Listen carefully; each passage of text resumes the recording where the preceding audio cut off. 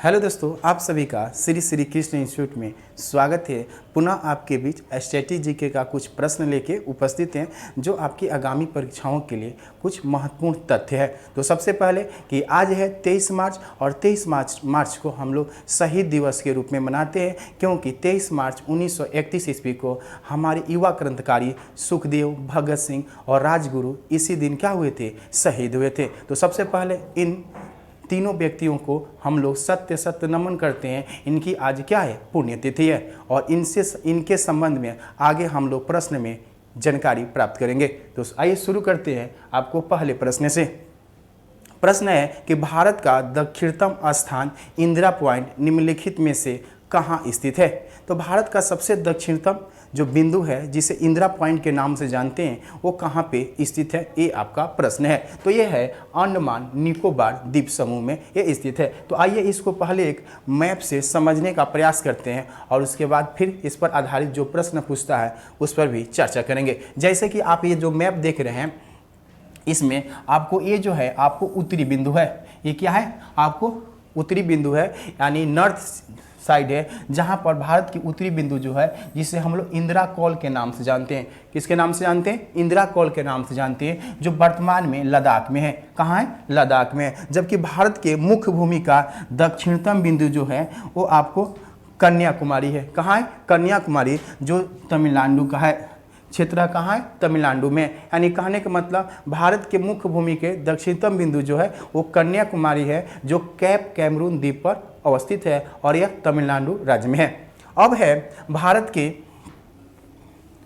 पूर्वी बिंदु। प्रश्न पूछता है कि भारत के पूर्वी बिंदु का नाम क्या है। तो भारत के पूर्वी बिंदु जो अरुणाचल प्रदेश में है, जिसको किबूती के नाम से जानते हैं। क्या कहते हैं, किबूती, जो सिलचर के क्षेत्र में आता है और ये वर्तमान अरुणाचल प्रदेश का ही क्षेत्र है। तो भारत के पूर्वी बिंदु कहाँ है, तो किबूती है। और वही प्रश्न पूछ दे भारत के पश्चिमी बिंदु का नाम क्या है, तो पश्चिमी बिंदु को हम लोग गौहर मोती के नाम से जानते हैं, यानी ये आपको सर क्रीक के पास है। कहाँ है, सर क्रीक के पास है। तो ऐसे ही हम लोग याद रखेंगे। और प्रश्न पूछता है कि भारत का क्षेत्रफल 32,87,263 वर्ग किलोमीटर है, जिसमें आप देख रहे हैं ये है आपको उत्तर, और उत्तर से दक्षिण में जो लंबाई है वो आपको ऐसे याद रखेंगे घटते क्रम में 3214 किलोमीटर। क्या है, 3214 किलोमीटर है, जो भारत के ये आपको उत्तर से दक्षिण में लंबाई। अब यही प्रश्न पूछ दे कि भारत के पूरब से पश्चिम में लंबाई कितनी है। तो ये लंबाई है, आपको याद रखना बिल्कुल आसान है, 3 त्रिका 9 और 9 के बाद एक माइनस करके 2, यानी 29-33 किलोमीटर जो है वो आपको पूरब से पश्चिम में लंबाई भारत का है। उसके बाद याद रखेंगे भारत जो है वो ट्रॉपिक ऑफ कैंसर पर स्थित है, यानी ट्रॉपिक ऑफ कैंसर कहने का मतलब कर्क रेखा पर। कहाँ है, कर्क रेखा, यानी पृथ्वी के बीचों बीच एक काल्पनिक रेखा खींची गई है जिसे हम लोग कहते हैं इक्वेटर। क्या कहते हैं, इक्वेटर। और इक्वेटर को ही हम लोग कहते हैं विषुवत रेखा। क्या कहते हैं, विषुवत रेखा। और 23.5 डिग्री उत्तरी अक्षांश को हम लोग कर्क रेखा के नाम से जानते हैं, यानी इसे क्या कहते हैं, कर्क रेखा कहते हैं। और कर्क रेखा पर ही भारत स्थित है।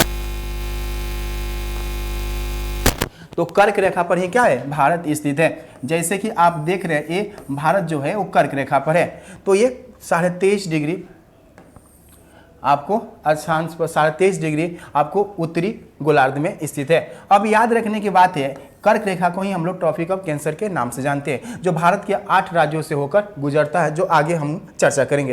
लेकिन प्रश्न है कि भारत का सुदूर दक्षिणतम बिंदु का नाम क्या है। तो सुदूर दक्षिणतम बिंदु को हम लोग कहते हैं इंदिरा पॉइंट। क्या कहते हैं, इंदिरा पॉइंट। और इसे ला हिचिंग पॉइंट भी कहते हैं। क्या कहते हैं, ला हिचिंग पॉइंट। यहाँ पिग मिलेनियम पॉइंट के नाम से भी जानते हैं, जो आपको ये निकोबार आइसलैंड में स्थित है, जिसे ग्रेट निकोबार भी कहते हैं, यानी ये मूल रूप से अंडमान निकोबार द्वीप समूह का ही एक भाग है। तो इस तरह से कुछ जानकारी है, इसको आप स्क्रीनशॉट ले लेंगे और इसको घर पे कॉपी पर बनाने का प्रयास करेंगे। तो आइए देखते हैं अगला प्रश्न। देखिए अगला प्रश्न है कि कौन सी अक्षांश रेखा भारत के मध्य से होकर गुजरती है। यानी अभी जो हमने चर्चा किया कि भारत के मध्य से होकर जो गुजरती है, तो भारत से गुजरती है, वो 23.5 डिग्री जो ये अक्षांश रेखा है वही गुजरती है, जिसी पर भारत क्या है, कर्क रेखा पर ही स्थित है। तो यही प्रश्न है, आपको पूछा गया है कि अक्षांश रेखा भारत के मध्य से होकर गुजरती है, तो कौन सी अक्षांश रेखा गुजरती है, तो कर्क रेखा गुजरती है, जिससे ट्रॉपिक ऑफ कैंसर के नाम से जानते हैं, यानी इसे ट्रॉपिक ऑफ कैंसर कहते हैं। और बीचों बीच एक काल्पनिक रेखा खींची जाती है, जिसे हम लोग इक्वेटर के नाम से जानते हैं। क्या कहते हैं उसे, तो इक्वेटर कहते हैं, यानी ऐसे समझ लेंगे, ये बीचों बीच इक्वेटर हुआ, अरे 23.5 डिग्री और इधर भी 23.5 डिग्री, तो 23.5 डिग्री दक्षिण में जो स्थित है उसे मकर रेखा कहते हैं, यानी टॉपिक ऑफ कैप्रिकॉर्न, और 23.5 डिग्री उत्तरी अक्षांश को यानी नॉर्थ पोल, और इधर है साउथ पोल, तो इसके हम लोग कहते हैं उत्तरी गोलार्ध में जो 23.5 डिग्री है उसी को कर्क रेखा कहते हैं। तो इसको याद रखेंगे। अब है कि मकर रेखा जो है वो ये है आपका मकर रेखा, ये है विषुवत रेखा। मकर रेखा, विषुवत रेखा, ये तीनों पॉइंट से एक पॉइंट याद रखेंगे कि कर्क रेखा को बीचों बीच एक नदी है जो काटती है, जिसे माही नदी के नाम से जानते हैं, जबकि विषुवत रेखा को 2 बार काटने वाली नदी है, जिसे कांगो या जैरो नदी के नाम से जानते हैं। जबकि मकर रेखा को एक नदी है जो 2 बार इसको काटती है, उसे लिम्पोपो नदी कहते हैं। क्या कहते हैं, लिम्पोपो नदी कहते हैं। तो इसको याद रखेंगे।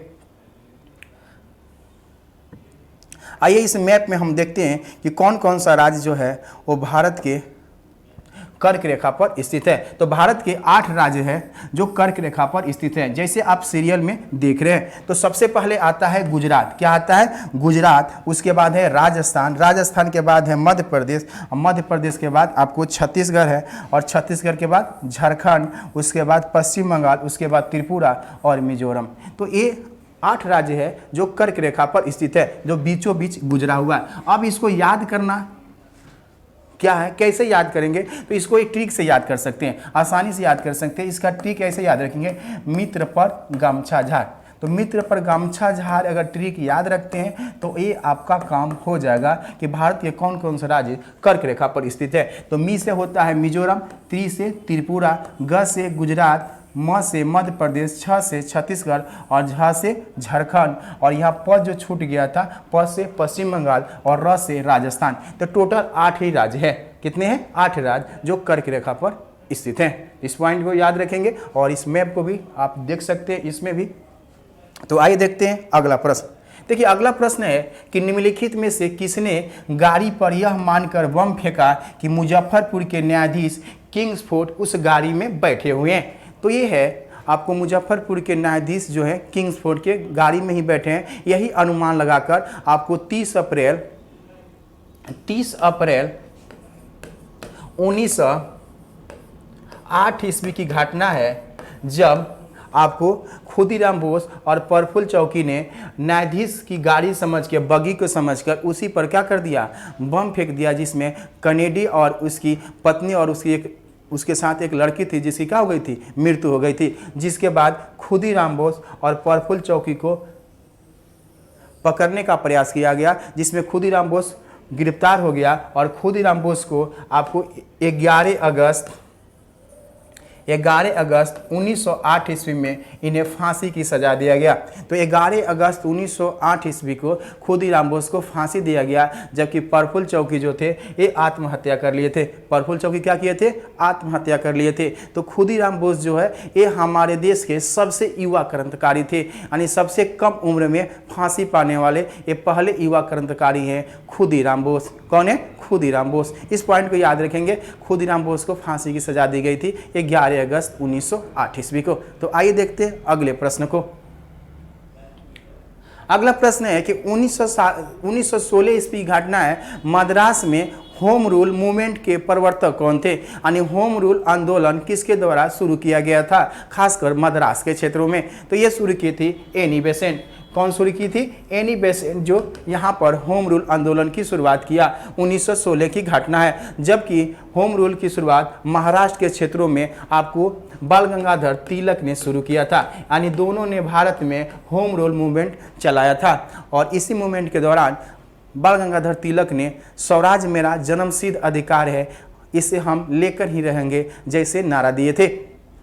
और एनी बेसेंट जो है 1917 ईस्वी में भारतीय राष्ट्रीय कांग्रेस की अध्यक्षता की थी 1917 में कलकत्ता में। और इस तरह यह भारतीय राष्ट्रीय कांग्रेस की प्रथम महिला अध्यक्ष बनी थी। यानी प्रश्न पूछता है कि भारतीय राष्ट्रीय कांग्रेस की प्रथम महिला अध्यक्ष तो कौन थी? एनी बेसेंट थी। और एनी बेसेंट जो थी वो थियोसॉफिकल सोसाइटी की सदस्य बनकर वो भारत आई थी। ये एक विदेशी महिला थी और 1858 ईस्वी में उन्होंने सेंट्रल हिंदू कॉलेज की स्थापना किया था बनारस में, जो 1916 ईस्वी में पंडित मदन मोहन मालवीय के सहयोग से इसे बनारस हिंदू विश्वविद्यालय बनाया गया।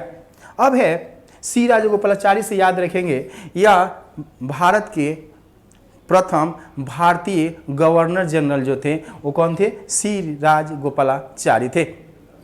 महात्मा गांधी जो है, जिन्हें हम लोग भारत के राष्ट्रपिता के नाम से जानते हैं, जिन्हें बापू भी कहा जाता है और इन्हें अर्धनग्न फकीर कहा था, विंस्टन चर्चिल और फ्रैंक मोरे ने इन्हें अर्धनग्न फकीर के भी उपाधि दिया था। इनकी आत्मकथा जो है, जो आपके एग्जामों में बहुत बार पूछा गया है, the story of my experiment with truth, जो इनकी आत्मकथा क्या है? The story of my experiment with truth जो है ये इनकी आत्मकथा है।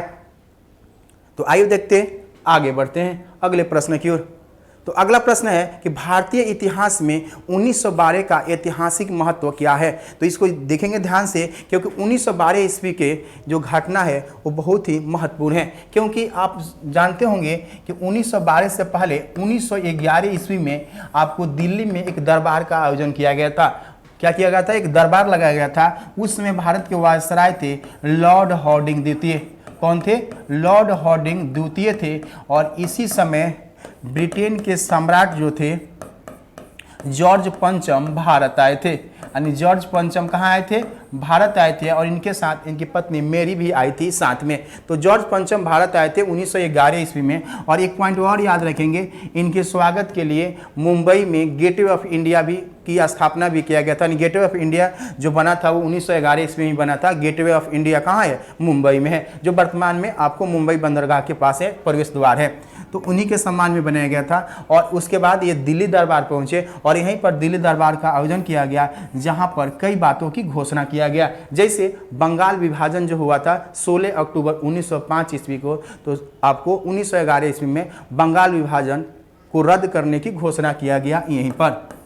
दूसरा पॉइंट याद रखेंगे, भारत की जो राजधानी कलकत्ता है उसे भारत की राजधानी कहाँ बनाया जाए? तो दिल्ली बनाया जाए। कहाँ बनाया जाए? दिल्ली बनाया जाए। इस बात पर भी चर्चा किया गया। और तीसरा बात यह कहा गया कि बंगाल प्रेसिडेंसी से एक अलग प्रांत बनाया जाए बिहार को, यानी बंगाल प्रेसिडेंसी से अलग बिहार प्रांत बनाया जाए। तो ये तीन मुख्य पार्ट था जिसको आपको याद रखना है। तो प्रश्न पूछता है कि ऐतिहासिक महत्व क्या था? तो इसमें ऐतिहासिक महत्व हो गया राजधानी का कोलकाता से दिल्ली स्थानांतरण किया गया। 1911 ईस्वी में घोषणा किया गया और 1912 ईस्वी में से किया गया। जैसे कि बंगाल विभाजन को रद्द पूछता तो ये महत्व होता, क्योंकि बंगाल विभाजन हुआ था आपको 16 अक्टूबर 1905 ईस्वी को। कब हुआ था? 16 अक्टूबर 1905 ईस्वी को ये हुआ था। जबकि महात्मा गांधी की मृत्यु जो हुई थी वो 30 जनवरी 1948 ईस्वी को हुआ था। अब रहा कि बिहार बंगाल प्रेसिडेंसी से अलग हुआ और ये 22 मार्च 1922 में एक अलग प्रांत के रूप में आया और 22 मार्च को बिहार का स्थापना दिवस मनाया जाता है। यानी बिहार सरकार अभी हाल ही में 22 मार्च को अपना 109वां स्थापना दिवस मनाया। तो आइए देखते हैं अगले प्रश्न की ओर। देखिए, कोई भी दिक्कत या परेशानी हो तो आप कमेंट करके बोलिएगा, जिसमें अगले वीडियो में आपको वो प्रश्न का जवाब भी देंगे और आपको जो दिक्कत होगी वो कमेंट करके ज़रूर बताएंगे। और एक चीज़ और भी करेंगे, आप कॉपी में नोट करेंगे तो ही आपके फ़ायदेमंद होगा। कॉपी में नोट भी करेंगे और वीडियो को पॉज करके 1 से 2 बार देखेंगे और फिर नोट कर लेंगे, फिर आगे बढ़ जाएंगे। ठीक है, तो आइए देखते हैं अगला प्रश्न। तो देखिए, अगला प्रश्न है कि शेर-ए-पंजाब किसका उपनाम है? तो शेर-ए-पंजाब कहा जाता है लाला लाजपत राय को। यानी लाला लाजपत राय को शेर-ए-पंजाब के नाम से हम लोग जानते हैं। लाला लाजपत राय से याद रखेंगे, जब साइमन कमीशन का गठन हुआ था 1927 ईस्वी में। साइमन कमीशन का गठन कब हुआ? तो 1927 ईस्वी में हुआ था। अब साइमन कमीशन क्या है? तो साइमन कमीशन जो था, साइमन की अध्यक्षता में एक कमेटी बनाई गई थी और इस कमेटी में एक भी भारतीय नहीं थे। और यह साइमन कमीशन की कमेटी जो थे वो भारत आई थी 1928 ईस्वी में। कब आया भारत? तो 1928 ईस्वी में आया था। इसमें एक भी भारतीय नहीं था, किंतु काम इन लोगों का भारतीय के बारे में ही करना था, किंतु एक भी भारतीय नहीं होने के कारण इसका जगह जगह विरोध हो रहा था। जगह जगह क्या हो रहा था? विरोध हो रहा था। इसी दौरान लाला लाजपत राय भी इसका विरोध कर रहे थे, जिसके कारण 30 अक्टूबर 1928 ईस्वी में ही 30 अक्टूबर 1928 ईस्वी को ही आपको इनको पुलिस के डंडे से चोट लग जाने के कारण इनकी क्या हो गई? मृत्यु हो गई। और इनके मृत्यु के बाद उस समय लाहौर के तत्कालीन पुलिस कप्तान भी थे सॉन्डर्स। कौन था? सॉन्डर्स थे। कौन थे? सॉन्डर्स थे। और बाद में जाकर आप सुने होंगे दिसंबर 1928 ईस्वी में ही आपको पंजाब के युवा क्रांतिकारी भगत सिंह के नेतृत्व में जाकर ये सॉन्डर्स की हत्या कर दिया। क्या कर दिए? सॉन्डर्स की हत्या कर दिए। और ये भी प्रश्न पूछता है कि आपको सरदार भगत सिंह जो है आपको इनको फांसी किस केस में दिया गया था? तो यही लाहौर षड्यंत्र में क्या हुआ था? सॉन्डर्स की हत्या के लिए ही इन्हें आपको 23 मार्च 1931 ईस्वी को फांसी की सजा दिया गया था। और उसके बाद भगत सिंह आपको 1928 ईस्वी में हिंदुस्तान सोशलिस्ट रिपब्लिकन एसोसिएशन की स्थापना करते हैं फिरोज शाह कोटला मैदान दिल्ली में। उसकी स्थापना करते हैं 1929 ईस्वी में केंद्रीय असेंबली में क्या करते हैं? बम फेंकते हैं और वहीं पर इनकलाब जिंदाबाद के नारे लगाते हैं। और अंततः 23 मार्च 1931 ईस्वी को इनको फांसी की सज़ा दी जाती है। और अतः हम लोग 23 मार्च को शहीद दिवस के रूप में भी मनाते हैं। तो आइए देखते हैं अगला प्रश्न। देखिए अगला प्रश्न है कि निम्नलिखित में से किस कृत्यों के कारण भगत सिंह, राजगुरु और सुखदेव को 23 मार्च 1931 ईस्वी को फांसी की सजा दिया गया? तो आपने किसके लिए दिया गया? क्योंकि ये लोग वर्ष 1928 ईस्वी में लाहौर में सॉन्डर्स की हत्या के कारण ही इन लोगों का दिया गया? फांसी की सजा दिया गया था। अब काकोरी षड्यंत्र क्या है? तो काकोरी षड्यंत्र में क्या हुआ था? एक घटना हुआ था 9 अगस्त 1925 ईस्वी को। कब हुआ था? तो 9 अगस्त 1925 ईस्वी को एक घटना हुआ। और इस घटना में हुआ क्या कि आपको सहारनपुर से एक ट्रेन आ रही थी, वो लखनऊ पहुंचने वाली थी, लेकिन लखनऊ से पहले ही काकोरी नामक स्थान पर हिंदुस्तान रिपब्लिकन एसोसिएशन के जितने भी मेंबर थे उनके द्वारा इस ट्रेन की खजाना को क्या किया गया? लूट लिया गया। और लूटने के बाद इन लोगों की धरपकड़ हुई। और आपने सुना कि 1927 ईस्वी में इसके मुख्य लीडर थे राम प्रसाद बिस्मिल। कौन थे? राम प्रसाद बिस्मिल थे, राजेंद्र लहरी थे, रोशन सिंह, अशफाक उल्ला खां, ये तमाम ऐसे हिंदुस्तान रिपब्लिकन एसोसिएशन के सदस्य थे जो इस काकोरी कांड में आपको अभियुक्त बनाए गए। और अंततः 1927 ईस्वी में इन लोगों की फांसी की सजा दिया गया। और इसमें एक सचिंदर सन्याल जो थे हिंदुस्तान रिपब्लिकन एसोसिएशन के संस्थापक जो थे, उन्हें उम्र कैद की सजा दिया गया था, जबकि चंद्रशेखर आज़ाद यहाँ से भाग गए थे। ये सारे पॉइंट को याद रखेंगे, एक बार दो बार वीडियो को सुनेंगे आवाज़ को तो याद हो जाएगा। तो आइए देखते हैं अगले प्रश्न को।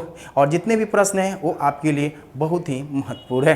तो आइए आपके लिए एक छोटा सा, जैसे कि आप देख रहे हैं स्क्रीन पर लिखा हुआ है कि तुम अपने गम को भुलाकर तो देखो। क्या करना है? कि तुम अपने गम को भुलाकर तो देखो, बिना बात मुस्कुराकर तो देखो, राहें खुद ब खुद आसान हो जाएगी, तुम उम्मीदों के दिए जला करती देखो। तो यानी कहने का मतलब ये है कि आप हमेशा उम्मीद ये रखें, विश्वास रखें, कामयाबी आपको जरूर मिलेगी। तो आइए देखते हैं अगले प्रश्न की ओर।